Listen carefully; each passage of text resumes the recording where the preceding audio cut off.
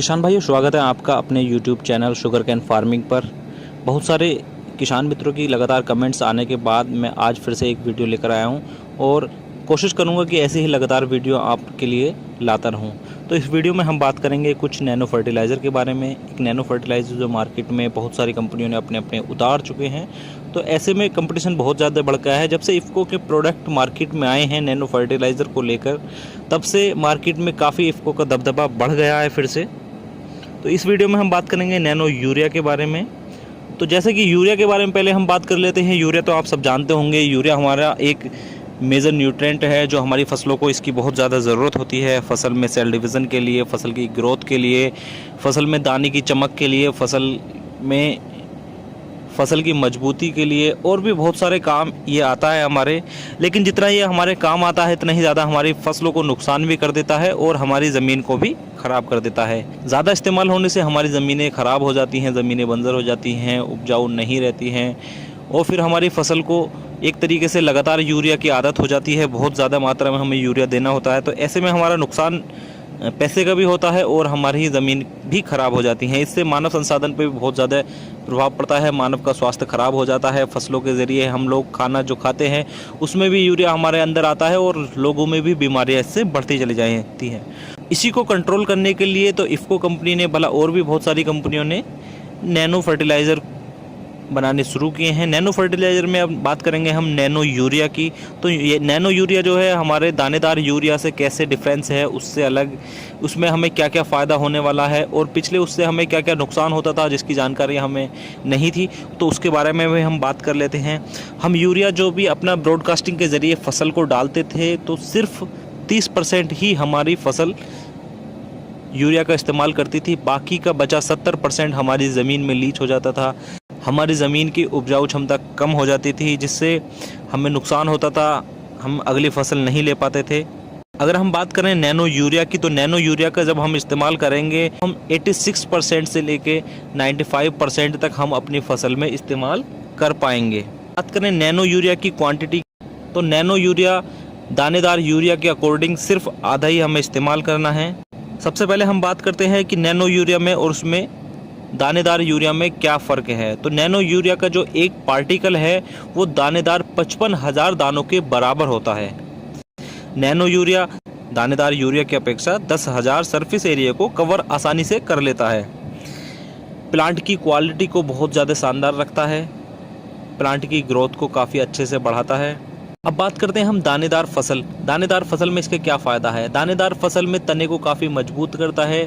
फसल के दानेदार फसल में दाने की काफ़ी अच्छी क्वालिटी करता है, दाने को मोटा करता है, फसल के तने को मजबूत रखता है।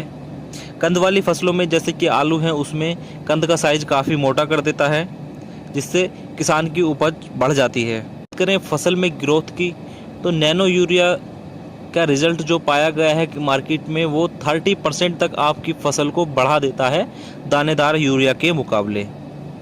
यूज़ करने के लिए जहां आप बहुत सारा दानेदार यूरिया अपनी फसल में बिखेरते थे, उसकी जगह यहां पर सिर्फ 1 लीटर पानी में 2 ml यूरिया मिलाकर स्प्रे करना है। ये मान के चलिए कि अगर आपको 1 एकड़ में नैनो यूरिया का इस्तेमाल करना है, तो 250 लीटर पानी में 500 ml नैनो यूरिया की आवश्यकता पड़ेगी, जो दानेदार यूरिया के अकॉर्डिंग आधे से भी कम है।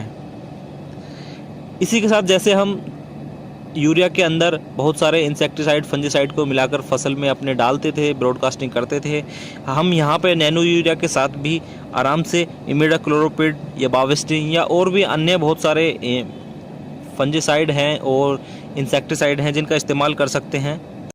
जैसे आप मार्केट से लेकर आते थे, आपको 1 बैग लेकर आना है तो आपको गाड़ी लेकर जाना था, 4 बैग के लिए भी गाड़ी लेकर जाना था। आप यहीं नैनो यूरिया को अपनी जेब में रख करके 1 एकड़ नैनो यूरिया को आप अपनी जेब में लेके आ सकते हैं, जिससे हमारा कॉस्टिंग बचती है, किसान को काफ़ी ज़्यादा आसानी होती है।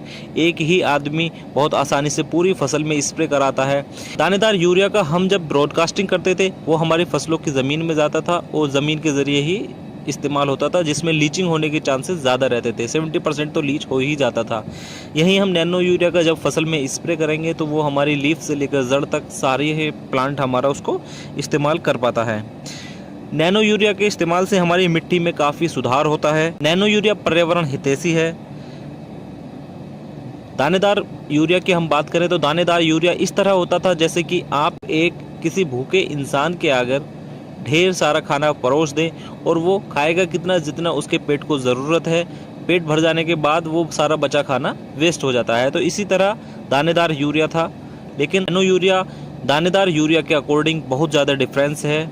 तो यहाँ पर फसल इसको पूर्ण रूप से इस्तेमाल कर लेती है।